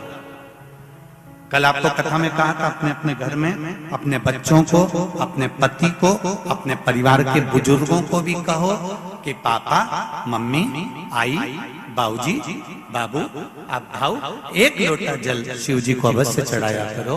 ज्यादा दूर नहीं जाओ तो अपने घर के पास में जो शिव मंदिर हो वहां चले जाया करो। उससे घर के लोगों को फायदा नहीं मिलेगा, तुम्हारी किस्मत में जो दुख लिखा है उसे कोई दूसरा नहीं काट सकता। ध्यान देना, बहू दवाई दे सकती है, बेटा डॉक्टर को दिखा सकता है, बच्चे सोनोग्राफी करवा सकते हैं या मशीनों में तुम्हारी जांच करवा सकते हैं, पर शरीर में अगर दुख हुआ है, कष्ट हुआ है तो पड़ोसी भोगेगा क्या? जम के तो बोलो, बहू भोगेगी क्या? नहीं। बेटा भोगेगा क्या? नहीं। तुम्हारे शरीर में अगर कष्ट हुआ है, तुम्हारे भाग्य में अगर कष्ट लिखा है तो उसको भोगना तुमको पड़ेगा। इसलिए निवेदन है कि तुम भोजन करोगे तो तुम्हारा पेट भराएगा। इसलिए तुम्हारे भाग्य में अगर दुख लिखा है, तुम्हारी किस्मत में अगर कहीं थोड़ी सी भी तकलीफ लिखी है, भले तुम्हारी दुकान अच्छी चल रही है, भले तुम निरोगी हो, सब कुछ है, फिर भी एक लोटा जल शंकर भगवान को चढ़ा। कोई कहे कि किसी कारण से चढ़ा, नहीं, हो सकता है कि आने वाला समय कैसा हो, तुम्हारे भाग्य में क्या लिखा हो, कम से कम एक लोटा जल चढ़ाते रहोगे तो वो भाग्य का लिखा हुआ तुम्हारे पक्ष में होता जाता। चढ़ाओ शिव जी को एक लोटा जल।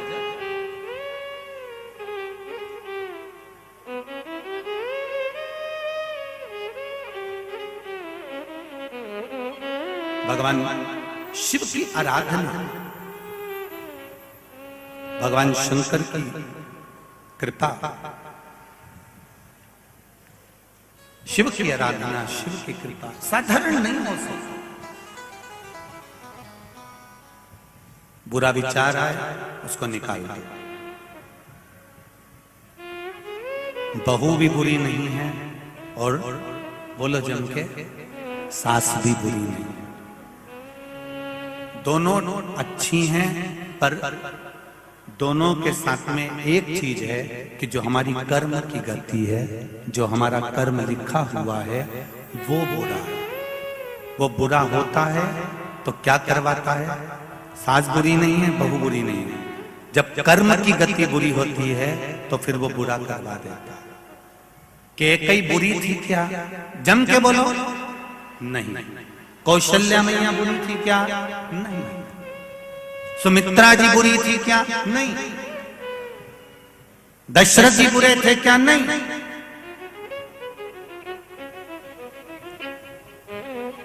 मंथरा बुरी थी क्या? नहीं। कर्म गति बुरी है, कर्म की।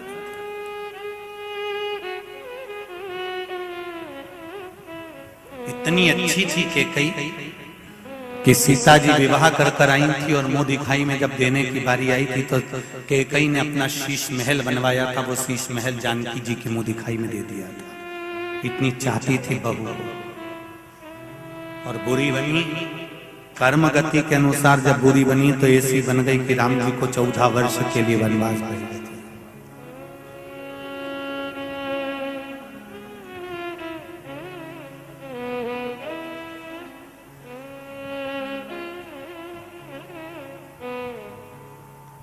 कई लोग अपनी भाषाओं में कहते रहते हैं महाराज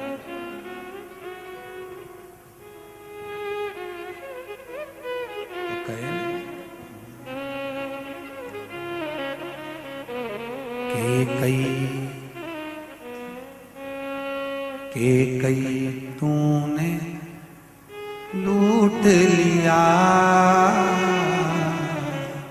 दशरथ के खजाने को। कैकेयी तूने लूट लिया दशरथ के खजाने। तू तरस जाएगी रानी, तू तरस जाएगी रानी, मांग अपनी सजानी। कैकेयी तूने लूट लिया दशरथ के खजाने। हाथ तरसेंगे चूड़ी को, गला तरसेगा हरवा को। हाथ तरसेंगे चूड़ी को, गला तरसेगा हरवा को। तू तरस जाएगी रानी, मांग अपनी सजानी। कैकेयी तूने लूट लिया दशरथ के खजाने। एक कैकेयी कर्म गति के कारण तू लूट बैठी। इतनी अच्छी थी, इतनी बढ़िया थी, पर केवल तेरे ललाट पर जो लिखा हुआ था कर्म की गति का खेल लिखा हुआ था, उसने तुझे अच्छे से बुरा बना दिया। मेरा निवेदन भीकन गांव की इस पावन धरा से, घर घर में चल रही शिव महापुराण से, आस्था चैनल फेसबुक पे सुन रहे सारी बहू बेटियां और माताओं से कि ना सास बुरी होती है ना बहू बुरी होती है। सास नहीं चाहती कि मैं कोई अपशब्द बोलूं, वही बहू भी नहीं चाहती कि कोई अपशब्द बोलूं, पर ललाट पर जब कर्म गति उल्टी पड़ती है तो अपने आप जिह्वा से अपशब्द निकलवा ही देती है। यह कर्म गति का। अब ऐसे समय पर क्या करोगे आप?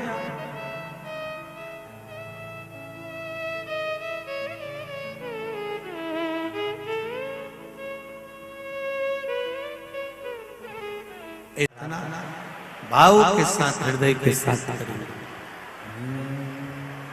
आज देवउठनी एकादशी, शिव जी से प्रार्थना करें, बाबा देवाधिदेव महादेव भक्ति देने, शक्ति देने और जीवन में आनंद सुख की अनुभूति कराना। श्री शिवाय नमस्तुभ्यं। श्री शिवाय नमस्तुभ्यं। श्री शिवाय नमस्तुभ्यं। श्री शिवाय नमस्तुभ्यं।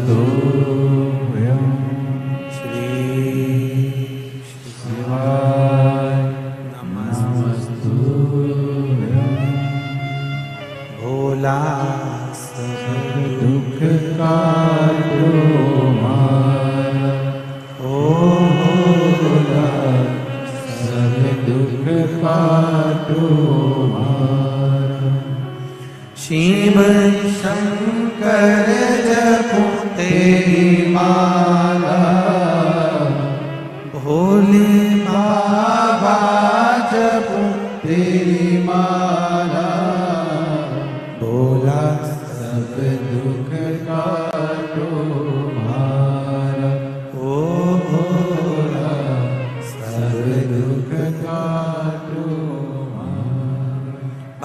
शिव की कथा कर रहे हैं,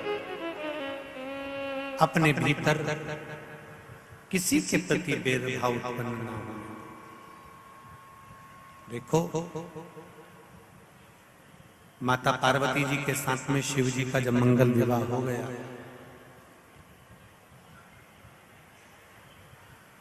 भगवान शिव और पार्वती का जब मंगल विवाह हो गया, पार्वती जी विवाह कर कर जब घर आ गई,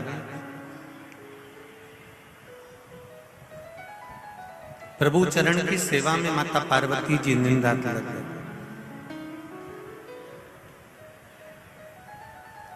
भगवान के चरणारविंद की सेवा में पार्वती लगी।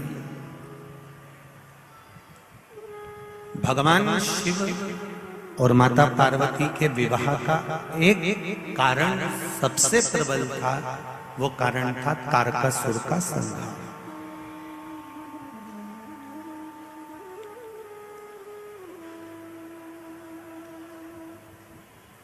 यदि तारकासुर नहीं मरेगा, तारकासुर को मरने का विवाह क्रम, क्योंकि तारकासुर ने ये वर मांगा था कि मेरे प्राण छूटे तो भगवान शंकर के पुत्र द्वारा छूटे।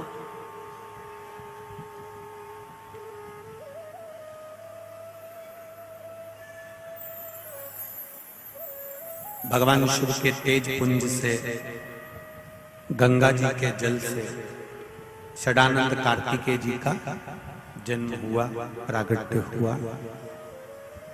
और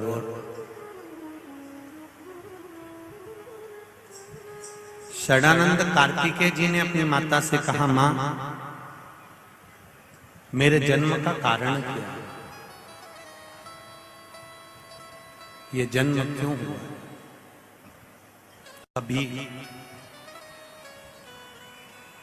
आप लोगों के मन में भी एक भाव उत्पन्न होना चाहिए कि हमारे जन्म का कारण क्या है।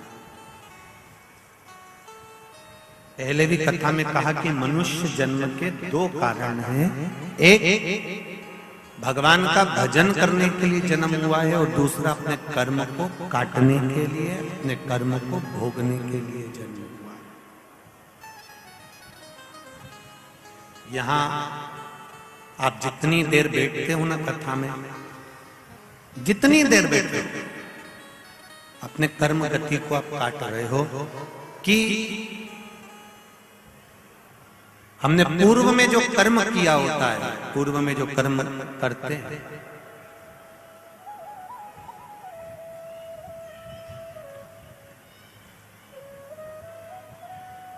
उस कर्म की गति को काटने के लिए हम जितनी देर कथा में बैठते हैं उतनी देर हमारी कर्म गति कटती जाती है।